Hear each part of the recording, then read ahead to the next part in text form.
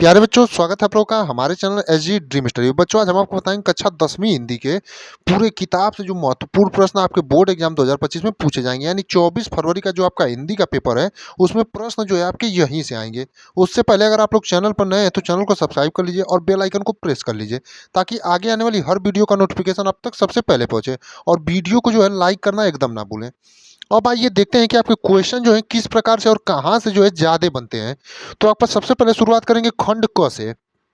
तो खंड क में आप देखेंगे, सबसे पहले देखेंगे हम गद्यांश पर आधारित प्रश्न। गद्यांश से आपके 6 नंबर के प्रश्न जो है कक्षा 10वीं हिंदी में पूछे जाते हैं।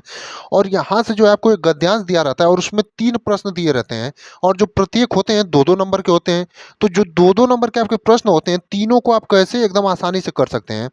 तो आपको जो गद्यांश पर आधारित प्रश्न है, इन्हीं 3 चैप्टर को एकदम बढ़िया से पढ़ जाना है, यानी कि मित्रता को, ममता को और भारतीय संस्कृति को।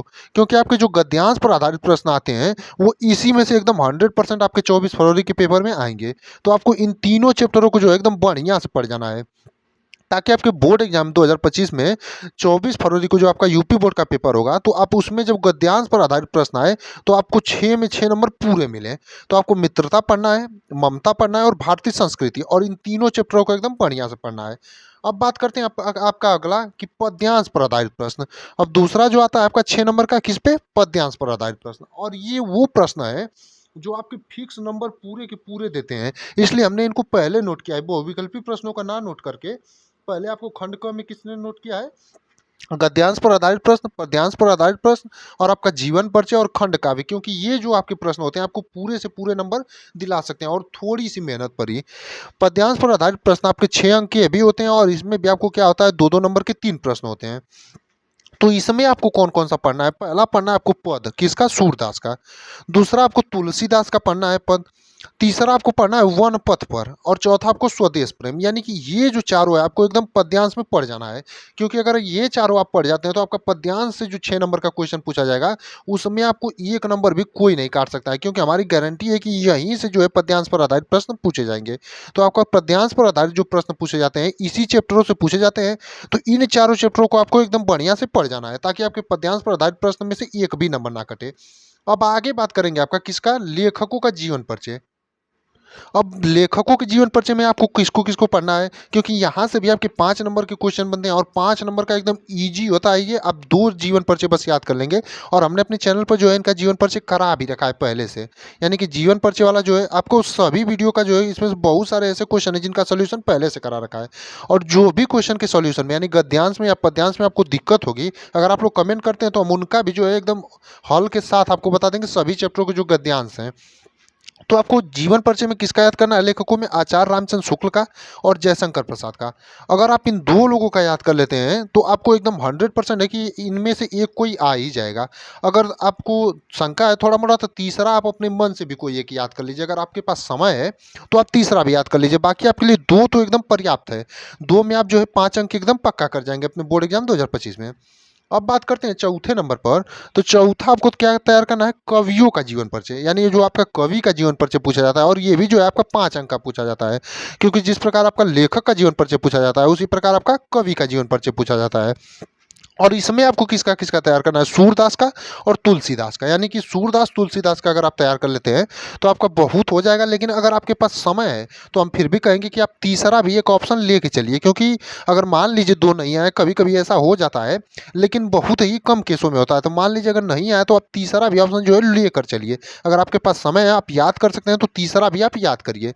तो अब तक आपने क्या देखा? गद्यांश पर आधारित प्रश्न, पद्यांश पर आधारित प्रश्न, और लेखकों का जीवन परिचय और कवियों का जीवन परिचय। और इतना उम्मीद करते हैं आपको एकदम बढ़िया से समझ में आएगा कि आपको यहाँ से क्या क्या जो चैप्टर है उन पर ज़्यादा फोकस करने हैं, जिससे आप जो है बढ़िया से बढ़िया नंबर स्कोर कर सकते हैं। क्योंकि आप ज़्यादा पढ़ करके सोचेंगे, अगर मेन टॉपिक को आप फोकस नहीं करेंगे तो कोई फायदा नहीं है। तो ये जो आपके हैं वो मेन टॉपिक्स हैं, इसलिए हम इनने इनको जो है पहले नोट किया था। अब अगला देखेंगे, यानी 5वां, जहाँ से आपको 3 नंबर मिलेंगे, और क्या है? खंड काव्य। अब खंड काव्य जो होता है आपका जिले अनुसार होता है। तो इसमें आपको एकदम आसानी से जो है, आप जिस भी जिले से बिलोंग करते हैं, आप जो है अपने जिले का खंड काव्य एकदम बढ़िया से तैयार कर जाइए, ताकि आपका 3 नंबर में 3 नंबर इसमें पूरा मिल जाए। क्योंकि खंड काव्य तो एक आपका एकदम लीगल है कि एक ही आएगा, उससे बाहर नहीं आएगा। तो खंड काव्य को आप लोगों से रिक्वेस्ट है कि आप लोग एकदम बढ़िया से जो है पूरा का पूरा तैयार कर जाइए, क्योंकि खंड काव्य आपका एक ही आना है, उससे बाहर नहीं आया। जैसे हमने एग्जाम्पल के रूप में मुक्ति दूत लिख दिया, ज्योति जवाहिर हो गया, उसी प्रकार आपका कोई जिस भी जिले से आप बिलोंग करते हैं, आपका जो भी खंड काव्य हो आप उसे तैयार कर जाइए। अगला आप खंड ख की बात करते हैं। तो खंड ख में आप सबसे पहले देखेंगे संस्कृत के गद्यांशों एवं श्लोकों का संदर्भ सहित हिंदी अनुवाद। यानी कि संस्कृत के जो गद्यांश और श्लोक का संदर्भ सहित हिंदी अनुवाद आता है, और 5-5 नंबर का दोनों आता है। यानी 5 नंबर का आपका संस्कृत के गद्यांश पर आता है, और 5 नंबर का आपका श्लोक पे या पद्यांश का ये संस्कृत का उस पे आता है। तो इसमें आप जो है 4 चैप्टर आपको पढ़ना है सबसे पहले। यानी कि 4 चैप्टर आप सबसे पहले पढ़िए। उसके बाद अगर आपके पास समय है, तो आपको थोड़ी मोड़ी शंका है, तो आप अपने मन से भी अलग चैप्टर पढ़ सकते हैं। लेकिन इन चारों चैप्टरों को अगर आप पढ़ लेते हैं तो 100% गारंटी है कि यहाँ से आपको जो है गद्यांश पर आधारित और पद्यांश पर आधारित प्रश्न मिल जाएंगे, क्योंकि ये जो चैप्टर है आपके अलग लेवल का महत्व रखते हैं, और यहाँ से जो क्वेश्चन है आपके हमेशा आते हैं। जैसे पहला आपको पढ़ना है संस्कृत के गद्यांश एवं श्लोकों का संदर्भ से हिंदी अनुवाद में वाराणसी, जो आपका चैप्टर है संस्कृत में, यानी आपका वाराणसी वाला जो चैप्टर है इसको आप एकदम बढ़िया से पढ़ जाइए। दूसरा जो इसमें आपको पढ़ना है भारतीय संस्कृति, यानी जो आपका भारतीय संस्कृति है उसको आपको पढ़ जाना है। तीसरा आपको पढ़ना है प्रबोधो ग्रामीण, यानी प्रबोधो जो ग्रामीण चैप्टर है आपका, उसको आपको पढ़ना है।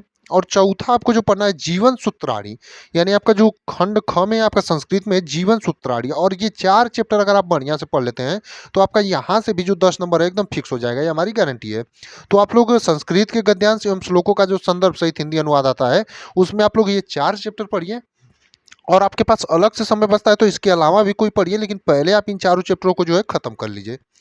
अब अगला जो हमारा टॉपिक आता है निबंध, यानी निबंध में आपका 9 नंबर का जो है पूछा जाता है आपके बोर्ड एग्जाम में।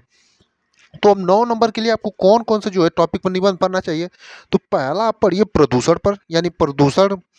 और दूसरा या प्रदूषण पढ़िए, या पर्यावरण पर्यावरण प्रदूषण, पर्यावरण प्रदूषण, या फिर इसी में आपका पर्यावरण से भी संबंधित निबंध कभी कभी पूछ लिया जाता है। दूसरा आपको विज्ञान अभिशाप या वरदान ये पढ़ना है।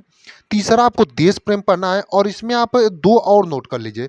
जैसे आपका एक हो गया आतंकवाद पर एक नोट कर लीजिए, क्योंकि बहुत बार से देख रहे हैं 1-2 साल से आपका आतंकवाद पर भी आ जा रहा है। और एक आपका आ रहा है नारी शिक्षा और सुरक्षा पर, यानी नारी की शिक्षा और सुरक्षा पर। तो ये जो आपको 5 निबंध हमने बताए, ये पांचों को तैयार कर लीजिए। कौन कौन सा, पर्यावरण प्रदूषण, विज्ञान आपका एक हो गया विज्ञान अभिशाप या वरदान, देश प्रेम, नारी सुरक्षा और शिक्षा, और एक आपका आतंकवाद। तो इन पांचों को जो है आप एकदम बढ़िया से तैयार कर लीजिए, तो ताकि आपके जो 9 नंबर के निबंध वाले क्वेश्चन आपके बोर्ड एग्जाम में पूछे तो आपको 9 नंबर में 9 नंबर पूरे मिल जाए। अब अगला आपको तैयार करना है संस्कृत से श्लोक। अब श्लोक में आपको लगभग 3 पढ़ने पड़ेंगे, क्योंकि 2 तो आपके पेपर में ही पूछे जाते हैं। अगर आप 3 पढ़ते हैं तो कोई एक आपका जो है पेपर से बाहर, यानी कि पेपर में नहीं पूछा रहेगा तो आप उसको याद कर लेंगे। अगर आप 3 पढ़ते हैं तो एक और फायदा होता है कि आप जैसे 3 याद करते हैं, आपका कोई एक उसमें से भी पेपर में आ गया तो आपको उसका पूरा अर्थ भी याद रहेगा, क्योंकि आप तीनों को जब याद करेंगे तो पूरा अर्थ के साथ याद करिएगा। तो आपसे को जो गद्यांश पद्यांश पर आधारित प्रश्न आते हैं आप उसको भी एकदम आराम से 5 नंबर का कर ले जाएंगे। तो आप जो है संस्कृत श्लोक में जो है 3 याद कर लेते हैं तो आपका 7 अंक यहीं से बन जाता है, यानी कि 2 अंक ये, और पद्य कभी कभी श्लोकों वाला जो प्रश्न होता है इसी से आपका फंस जाता है। तो आप जो है इसमें 3 याद करिएगा, ताकि आप सावधानी लेकर चलें, क्योंकि 2 नंबर बहुत ज़्यादा महत्व रखता है। अब अगला आपका आता है एमसीक्यू। अब एमसीक्यू में आपके आते हैं 20 नंबर के क्वेश्चन। अब 20 नंबर के आपके क्वेश्चन आते कहाँ से हैं। तो 20 नंबर के जो आपके होते हैं उपसर्ग और प्रत्यय से पूछे जाते हैं। पहला आपका हो गया, यानी उपसर्ग और प्रत्यय आपके जो क्वेश्चन बैंक मिलती है, आप अगर आपने क्वेश्चन बैंक लिया हो तो क्वेश्चन बैंक से जो है उपसर्ग और प्रत्यय जो आपके प्रीवियस ईयर में पूछेंगे उनको एक बार देख लीजिए। उसके बाद तत्सम और तद्भव से आते हैं, यानी तत्सम और तद्भव के बीच में क्वेश्चन आते हैं। पर्यावाचिक से क्वेश्चन आते हैं, शब्द रूप से क्वेश्चन आते हैं, धातु रूप से क्वेश्चन आते हैं, संधि से क्वेश्चन आता है, समाज से आता है, यानी आपका बहुविकल्पी जो आपके 20 नंबर के पूछे जाते हैं। और इसमें जो है आपको एकदम ध्यानपूर्वक करना रहता है, क्योंकि इसमें जो आपके 1 नंबर के होते हैं, और 1 नंबर में अगर आपने थोड़ी सी भी गलती की OMR भरने में या फिर इसको टिक मारने में, तो आपका 1 नंबर पूरा चला जाएगा। तो आपको इस वाले क्वेश्चनों को जो एकदम ध्यानपूर्वक करना रहता है, क्योंकि 20 नंबर आपके सिर्फ आपके टिक पर निर्धारित रहते हैं। तो आपको कौन कौन सा पढ़ना है, उपसर्ग प्रत्यय, तत्सम तद्भव हो गया, पर्यायवाची हो गया, शब्द रूप हो गया, धातु रूप हो गया, आपका संधि हो गया। उसके बाद समास आपको इसमें पढ़ना है, रस पढ़ने हैं, जैसे हास्य रस, करुण रस अगर आप पढ़ लेते हैं, जैसे हमने आपको पहले ही अपने चैनल पर इसका करा रखा है। आपको छंद पढ़ने हैं, रोला सोरठा हो गया, दोहा हो गया, ये 3 आप छंद पढ़ लेते हैं। आपका अलंकार हो गया, आपका अलंकार में जैसे आपका यमक अलंकार, रूपमा अलंकार, उपमा अलंकार, रूपक अलंकार और अनुप्रास अलंकार, यही आपको अलंकार पढ़ने हैं। और सबसे महत्वपूर्ण बात, गद्य पद्य साहित्य का विकास, यानी हिंदी गद्य साहित्य के इतिहास से और हिंदी पद्य साहित्य के इतिहास से आपका 10 नंबर के जो होते हैं लगभग बहुविकल्पी प्रश्न यहीं से पूछे जाते हैं। तो आपको हिंदी गद्य साहित्य के इतिहास और पद्य साहित्य के इतिहास और जो आपके 20 नंबर के बहुविकल्पी वाले क्वेश्चन है, इनका हमने अपने चैनल पर बहुत सारे वीडियो डाल करके जो है प्रैक्टिस करा रखा है, ताकि आपके बहुविकल्पी प्रश्नों में कोई दिक्कत ना हो। तो अगर आप लोगों ने उस वीडियो को नहीं देखा हो तो जा करके जरूर देखें, ताकि आपका जो 20 नंबर के बहुविकल्पी प्रश्न है उनकी तैयारी बढ़िया से हो सके। तो उम्मीद करते हैं कि आपको ये वीडियो एकदम पसंद आ रहा होगा। अगला यानी पांचवा आपको प्रश्नोत्तर पूछता है 4 अंक का, तो आपको प्रश्नोत्तर भी बढ़िया से तैयार करना है। बाकी इतने ही जो है प्रश्न आपको जो बोर्ड एग्जाम में घुमा फिरा के पूछे जाते हैं, और ये जो है आपके पूरे 70 नंबर के प्रश्न हैं। और आप लोगों को अगर वीडियो अच्छा लगा हो तो इसे लाइक करें और चैनल को सब्सक्राइब करना ना भूलें, और ऐसी वीडियो हम आपके लिए रोज लाते रहेंगे। और आप लोग जो है जितना हमने आपको बताया है सभी टॉपिकों को अगर आप बढ़िया से तैयार कर लेते हैं तो आपको हिंदी में 60 से 65 नंबर लाने से कोई नहीं रोक सकता है। तो उम्मीद करते हैं आप लोग एकदम बढ़िया से अपनी तैयारी में लगे होंगे और तैयारी भी बढ़िया से कर रहे होंगे। तो आप लोग इन टॉपिकों को जो है एकदम पहले फोकस करिएगा, और जो है हम ऐसी टॉपिक और क्वेश्चन आपके लिए रोज लाते रहेंगे।